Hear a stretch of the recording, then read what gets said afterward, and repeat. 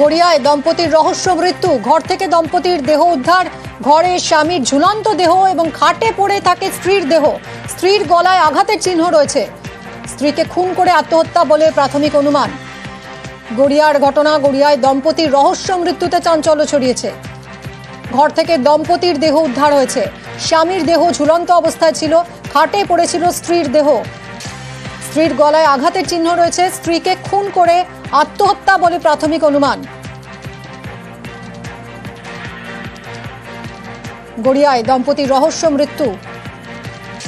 গড়িয়ার খবর দেখাচ্ছি আপনাদের। এই মুহূর্তে চাঞ্চল্য ছড়িয়েছে গড়িয়ায়। দম্পতির দেহ উদ্ধার হয়েছে। ঘরে স্বামীর ঝুলন্ত দেহ এবং খাটে পড়েছিল স্ত্রীর দেহ। স্ত্রীকে খুন করে স্বামী আত্মঘাতী হয়েছেন বলে প্রাথমিক অনুমান। অর্পণ আমাদের প্রতিনিধি রয়েছেন, আরো জানাবেন। অর্পণ, আর কি খবর রয়েছে, কি জানা গেল? দেখো, পুলিশ সূত্রে এখনো পর্যন্ত যেটা প্রাথমিকভাবে মনে করা হচ্ছে যে তাদের সাংসারিক অশান্তির জেরে এই তার স্ত্রীকে খুন করে নিজে আত্মঘাতী হয়েছেন, এমনটাই মনে করছে পুলিশ।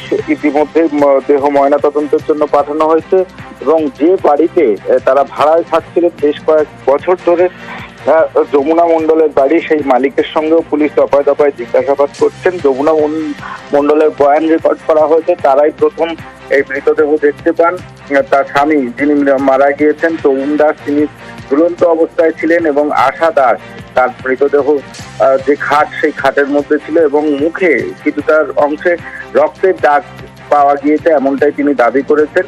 এবং পুলিশের তরফ থেকে যেটা মনে করা হচ্ছে যে তার স্ত্রীকে খুন করে তারপর নিজে আত্মঘাতী হয়েছেন। দরজা ভিতর থেকে বন্ধ ছিল এবং তারা যেটা মনে করছেন যে বাড়িতে ফেরার পর তারা স্বাভাবিকভাবেই কথাবার্তা বলছিল এবং সবার সঙ্গে কথা বলে তারপর তারা খাবার জন্য বাড়ির মধ্যে যান। তারপর থেকে আর বাড়ির বাইরে বেরোননি এবং বাড়ির একটি ছোট্ট শিশু, সে যখন দরজার পাশে যান তখন ঝুলন্ত অবস্থায় দেখতে পান এবং পরিবারের লোকজন আসে।